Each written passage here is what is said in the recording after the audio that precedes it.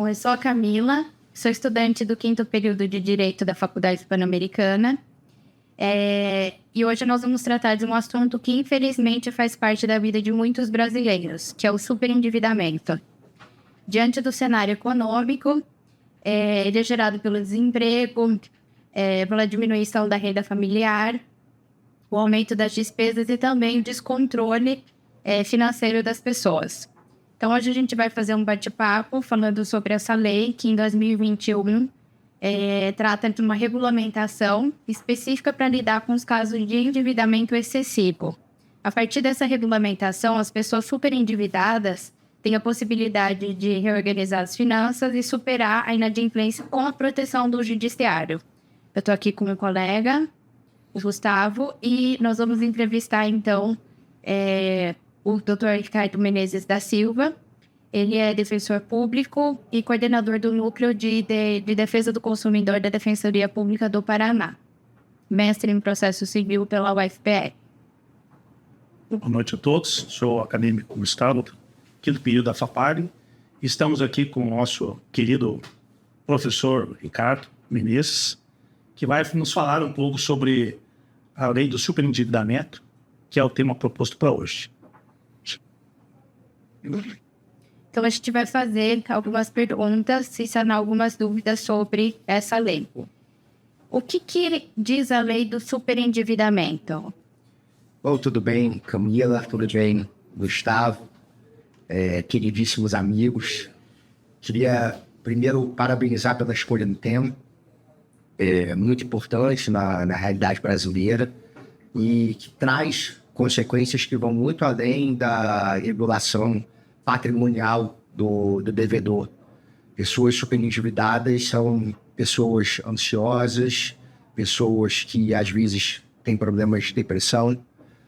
Importante dizer que famílias se desestruturam por questões de dívidas, marido e mulher se separam, isso afasta um dos dois dos filhos. Então, nós temos uma questão cujos impactos sociais e de saúde são gravíssimos na sociedade brasileira, em que há um percentual bastante relevante de pessoas nessa situação. Inclusive, muitos problemas de suicídio também envolvem a questão financeira. Sim. Pessoas que se endividaram, não é? Como decorrência, Isso. Por exemplo, de um processo de depressão. Sim. Então, a gente está falando aqui da Lei 14.181 de 2021, que teve uma longa tramitação no Congresso Nacional e que é, enfim, fruto de um processo político que tem como objetivo dar uma solução a essa pessoa que está em situação de superendividamento. A lei altera o Código de Defesa do Consumidor e também o Estatuto do Idoso e traz uma série de direitos ao consumidor, basicamente em 3 níveis. Primeiro, ela tem uma perspectiva de prevenção do superendividamento, estabelecendo regras de consumo consciente, educação financeira, educação ambiental. Depois, um tratamento do consumidor superendividado, como fazer com aquela pessoa que está em situação de superendividamento enquanto ela está nessa situação. E o terceiro conjunto de regras tem como objetivo fazer com que essa pessoa consiga superar a situação de superendividamento. Então, evitar que ela se torne superendividada, fazer com que, em uma situação de superendividamento, ela consiga atender suas necessidades básicas de sobrevivência e viabilizar, através de outros instrumentos, que ela consiga superar essa condição. Só uma pergunta. Então, antes dessa lei de superendividamento de 2021, se aplicava as regras do Código do Consumidor? Sim, e ainda se aplicam as regras do Código de Defesa do Consumidor, só que agora alteradas por esse novo regime estabelecido pela 14.181 de 2011, de 2021, perdão. Sim. E quem pode ser considerado superendividado pela lei? Superendividado é aquele sujeito que tem compromissos, dívidas, que o impedem de satisfazer aquilo que nós chamamos de mínimo existencial.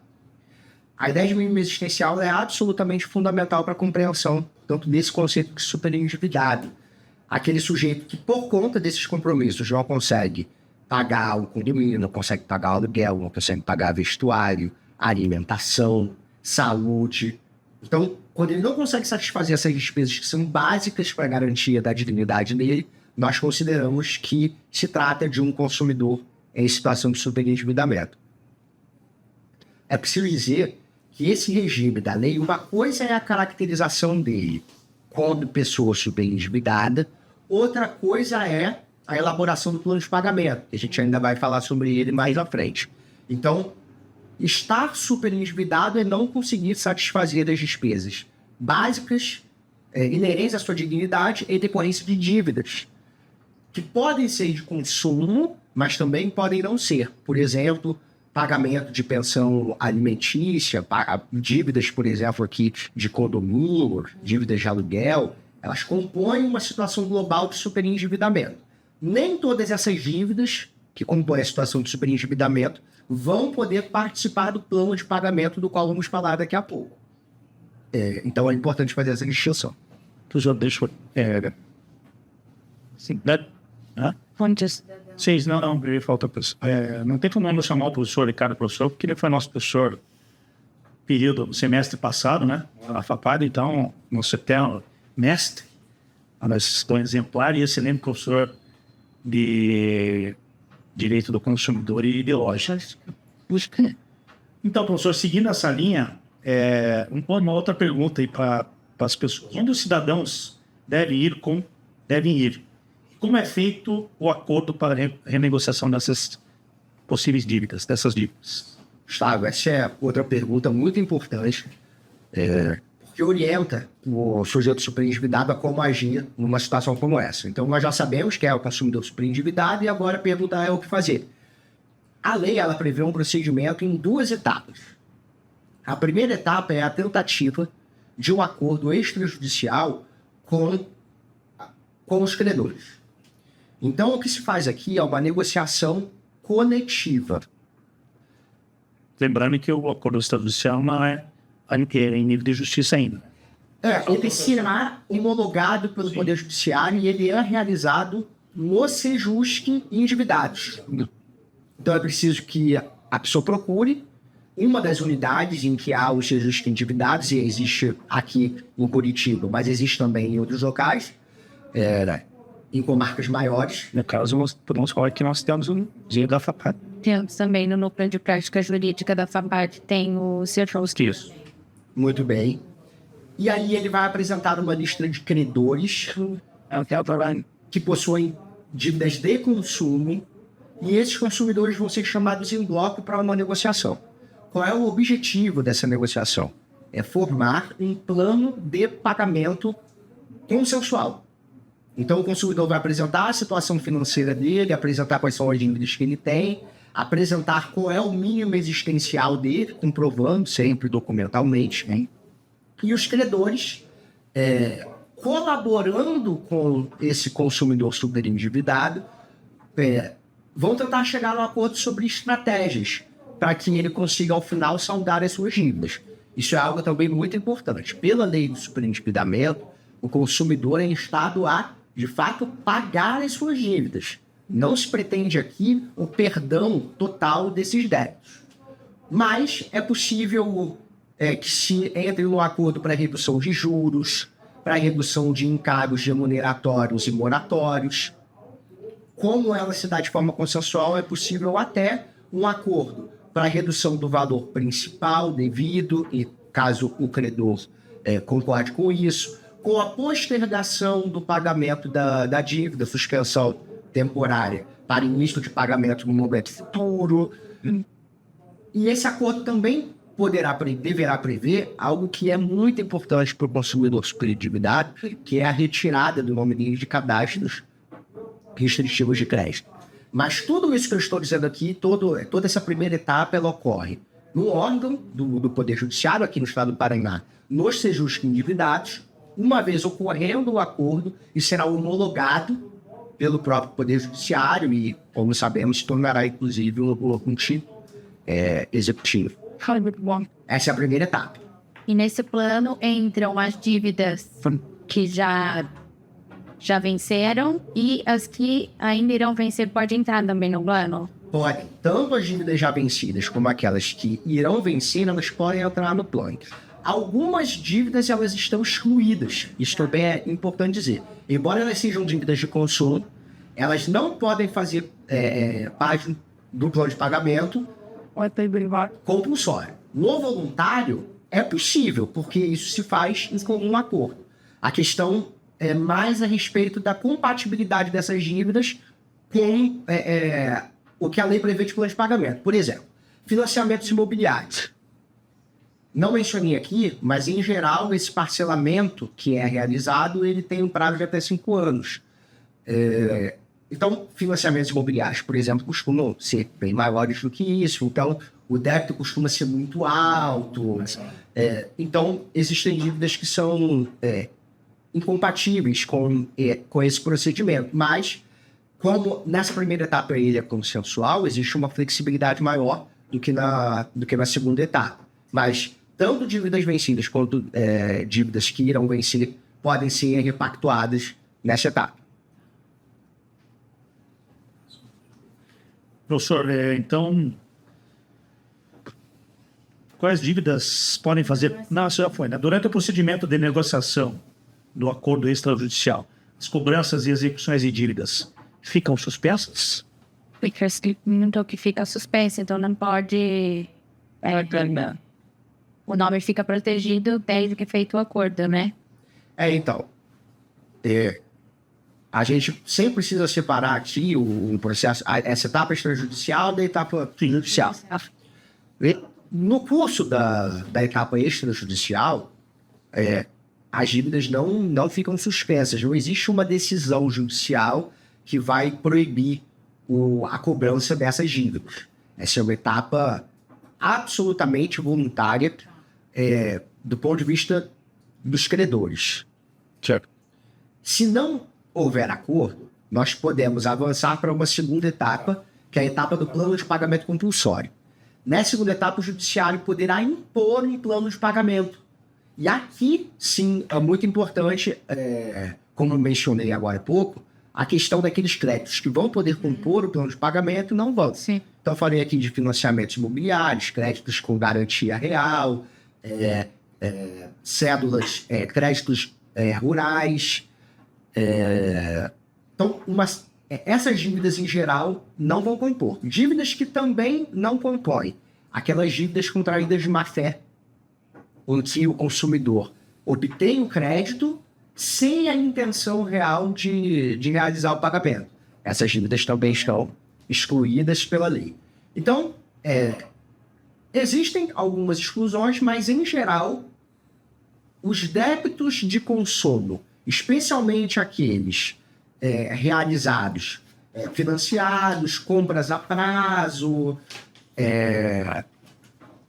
débitos relativos a serviços continuados, esses são aqueles débitos principais que vão integrar esse plano.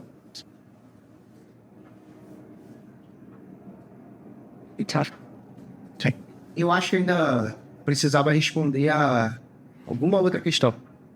Comecei a falar disso e que você tinha mencionado, Chapa. Eu deixei de responder alguma coisa. Acho que o senhor falou da primeira fase dessa judicial. E da segunda, onde o... Durante a possível de negociação, do acordo extrajudicial, as cobranças e que dívidas ficam suspensas, o senhor comentou já.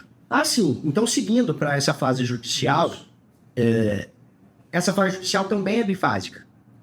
Numa primeira etapa, será feita a revisão dos contratos, sobretudo a verificação de Contratos existentes. todos os contratos dos credores de consumo, aqueles que podem compor o plano de pagamento compulsório, se tem cláusulas abusivas, se os juros estão muito acima da média de mercado, se existem cobranças de taxas, tarifas que não poderiam ser realizadas. Essas cobranças, se existem, por exemplo, créditos prescritos, tudo isso vai ser analisado pelo Poder Judiciário e expurgado do valor do débito que está sendo considerado ali para efeito de repactuação. Essas cobranças que não poderão ser avaliadas pelo Poder Judiciário, o senhor falou aí, serão já exauridas lá no extrajudicial? Ou seja, o devedor não é apresentar as dívidas que ele tem. O devedor na fase extrajudicial, ele apresenta todas as dívidas que ele tem, embora nem todos possam participar do plano. Não, ali isso que eu perguntar, ali na extrajudicial ou na fase judicial, o juiz vai descartar as que ele não vai apreciar? O ideal é que já no momento em que você entra com a ação, você já discrimine esses débitos. Por exemplo, ele está com aquele financiamento do imóvel. Isso. Isso gera um custo para ele, mas um custo que ele não consegue Sim. mexer, e, portanto, isso tem que ser considerado quando ele for reparcelar o restante das dívidas dele. Então, por exemplo, ele tem um financiamento sem garantia. Aí, esse financiamento sem garantia, ele pode repactuar, ele pode, por exemplo, tentar reduzir a parcela. Mas ele não pode, através do plano compulsório, reduzir a parcela de um financiamento imobiliário. Essa é a ideia. Então, de novo, nessa etapa de imposição do plano, a primeira fase é a da revisão, a segunda fase é a da repactuação. Na repactuação, o objetivo é fazer um plano de pagamento que permita ao devedor saldar todos esses débitos no prazo de até 5 anos. Esse plano de pagamento compulsório não precisa ser necessariamente 5 anos, mas a lei permite que seja até 5 anos. A lei também permite uma suspensão provisória do pagamento da primeira parcela do plano em até 180 dias, para que nesse prazo, entre a homologação do plano e o pagamento da primeira parcela, o consumidor superendividado consiga se organizar. Sabendo que dali em diante ele vai ter que arcar com todos esses débitos. Também será necessário, como mencionei aqui, a fixação de um prazo para que os credores retirem o nome dele do cadastro restritivo de crédito. Um detalhe importante é que a lei valoriza muito a etapa extrajudicial. Então, se um determinado credor regularmente intimado a comparecer àquela audiência de conciliação, ele não vai, a exigibilidade dos créditos dele, a possibilidade de cobrar esses créditos fica suspensa, e a quitação do débito desse credor que não foi à audiência de conciliação, ele só vai ser quitado após o pagamento dos demais credores. Vejam que a lei incentiva a presença de todos eles na audiência prévia. Então é um instrumento novo, mas um instrumento que tutela de maneira muito importante, muito relevante o consumidor, numa situação de oferta de crédito no Brasil que ainda é muito problemática, em decorrência do assédio dos consumidores e da necessidade da grande maioria deles de satisfazer essas necessidades mais essenciais. Até para a gente entrar nesse ponto, né, da proteção dos vulneráveis, que são os idosos, os doentes e analfabetos, para que não se endividarem mais ainda após entrarem com um plano de pagamento, né? Sim, a lei, inclusive, prevê uma exigência do consumidor superendividado que não se coloque em situações que agravem a sua situação de superendividamento após a realização do plano e a repactuação dessas dívidas. Ele tem esse dever, mas especialmente as instituições que concedem crédito no mercado, elas também têm o dever de verificar a capacidade desse consumidor de efetuar pagamentos, fazer uma análise se ele é ou não consumidor superendividado, que nós chamamos de práticas de concessão de crédito responsável. É preciso fazer toda uma análise da condição desse consumidor, se ele está entendendo o que ele está contratando. Sim. Uma informação que seja clara, objetiva, adequada, completa, precisa. Então, de fato, são uma série de direitos de proteção desse consumidor que, em especial, aqueles que nós chamamos de hipervulneráveis. Idosos, pessoas com deficiência e demais pessoas que sejam analfabetas, ou não só os analfabetos, aqueles semi-analfabetos, pessoas que apresentem alguma dificuldade de compreensão desses contratos que são celebrados no mercado de consumo e que têm uma natureza bastante complexa. Acho que indo para o final já, professor, ainda tenho uma dúvida.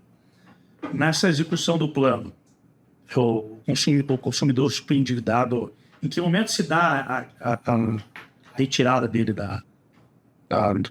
do Serasa, Isso é pactuado. Porque como, por exemplo... Então, que os credores recebem, vamos participar, mas em que momento se dá essa? Isso pode ser acordado. Mencionei aqui, por exemplo... Ele precisa pagar as primeiras parcelas? Veja, a lei não traz uma data, a lei não exige uma data para exclusão do nome dele do certificado administrativo. O que ela exige é que isso seja acordado de forma expressa no plano de pagamento. Seria critério do credor, então? Então, a critério do credor eu acho muito forte, porque, na verdade, o plano de pagamento é um acordo. Sim. For letras montar todos. Mas me parece que não é abusivo acordar que o pagamento da primeira parcela é a data que marca a exigência de retirada do devedor. Até porque a ideia ali é um compartilhamento de direitos e deveres. Sim. Como mencionei aqui, o objetivo da lei é fazer com que o consumidor superendividado de fato pague as suas dívidas. Então, isso fica a cargo da regulamentação do próprio plano. Perfeito, pessoal. Acho que sim, o senhor explicou muito bem, né? Para as pessoas, esse tema vai ser apresentado, né? Para muitas pessoas no YouTube. Então, de forma bem clara, o senhor pode demonstrar o caso aí da lei do superendividamento. Acho que muitas pessoas têm essas dúvidas, né? Assim como nós também tínhamos. E é importante levar esse tipo de informação, porque nem todas as pessoas sabem ou ouvem falar, não sabem onde procura, como faz, né? Então, isso... E só dentro dessa ideia, dar uma última informação que me parece relevante, é que o fato de uma dívida não poder integrar o plano de pagamento, de acordo com a lei do superendividamento, não impede a negociação direta com esses credores, em decorrência dessa situação.